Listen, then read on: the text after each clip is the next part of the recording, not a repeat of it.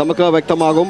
ഈ ആവേശവും അല്ലെങ്കിൽ അണികളിൽ നിന്നും കിട്ടുന്ന അല്ലെങ്കിൽ ജനങ്ങളിൽ നിന്നും കിട്ടുന്ന ഈ ഒരു പിന്തുണ തന്നെയാണ് അവർ സ്വീകരിക്കുന്ന ഒരു കാഴ്ചയാണ്. ഈ സ്ഥാനാർത്ഥികളെ ഈ പ്രദേശത്തിൻ്റെ ആ മുക്കും മൂലയും അറിയാവുന്ന ഒരു മെമ്പർ എന്ന നിലയ്ക്ക് കൂടിയാണ് ഈ സ്ഥാനാർത്ഥിയെ ജനങ്ങൾ ഏറ്റെടുക്കുന്നത് എന്ന് പറയുന്ന പോലെ അത്തരത്തിലാണ് സ്ഥാനാർത്ഥിയും ആ ഒരു ആത്മവിശ്വാസത്തിൽ തന്നെയാണ് ഉള്ളത്.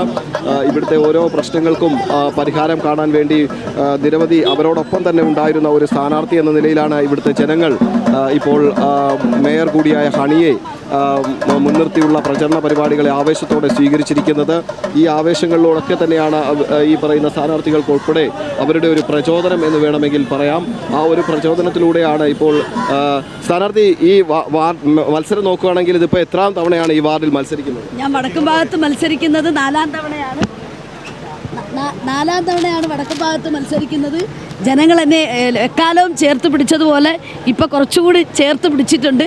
അവർ വളരെ വലിയ ആവേശത്തിലാണ്. പുള്ളിക്കടയുടെ സമഗ്ര വികസനമാണ് ഞങ്ങൾ ലക്ഷ്യമിടുന്നത്. ഈ വരുന്ന 5 വർഷക്കാലം കൊണ്ട് തീർച്ചയായിട്ടും പുള്ളിക്കടയുടെ അവരുടെ വീടെന്ന സ്വപ്നം ഇടതുപക്ഷ ജനാധിപത്യ മുന്നണി സാക്ഷാത്കരിക്കും. അവർക്കത് മനസ്സിലായിട്ടുണ്ട്. ആര് തെറ്റിദ്ധരിപ്പിക്കാൻ ശ്രമിച്ചാലും പുള്ളിക്കടയിലെ ഞങ്ങളുടെ പ്രിയപ്പെട്ട വോട്ടർമാർ ഒരിക്കലും തെറ്റിദ്ധാരണയിൽ വീണ് അവർ മറ്റൊരു ചിന്ത ഉണ്ടാവില്ല. ഉറപ്പായിട്ട് അവർ എക്കാലവും ഇടതുപക്ഷത്തോടൊപ്പമാണ്. ഇടതുപക്ഷം മാത്രമേ അവരെ തുണയ്ക്കാനുള്ളൂ.